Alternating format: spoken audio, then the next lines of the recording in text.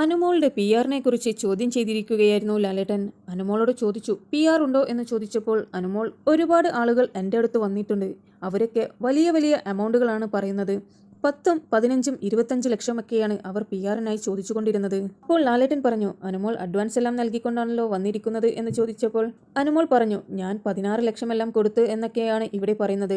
ആ 16 ലക്ഷം ഉണ്ടെങ്കിൽ ഞാൻ പിന്നെ എന്തിനാണ് ഇങ്ങോട്ടേക്ക് വരുന്നത്?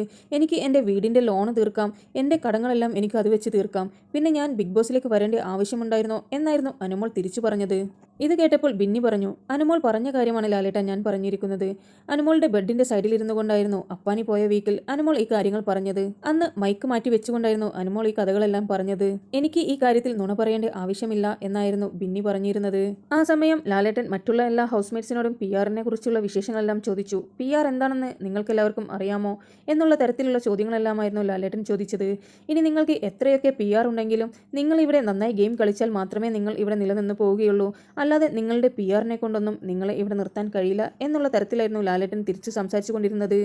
നിങ്ങൾ നന്നായി ഗെയിം കളിച്ചാൽ നിങ്ങളെ ജനങ്ങൾക്ക് വളരെ ഇഷ്ടപ്പെടും. അവർ നിങ്ങൾക്ക് വേണ്ടി വോട്ട് ചെയ്യും. അതിൽ നിങ്ങൾ ഇവിടെ നിലനിൽക്കും. അല്ലാതെ ഇതിന് ഒരു പി ആറിൻ്റെയും ആവശ്യമില്ല എന്നായിരുന്നു ലാലേട്ടൻ പറഞ്ഞിരുന്നത്. നിങ്ങൾക്ക് പുതിയ ബിബിയുടെ അപ്ഡേറ്റ്സ് അറിയുവാൻ താല്പര്യമുണ്ടെങ്കിൽ എൻ്റെ ചാനൽ സബ്സ്ക്രൈബ് ചെയ്ത് സപ്പോർട്ട് ചെയ്യുക.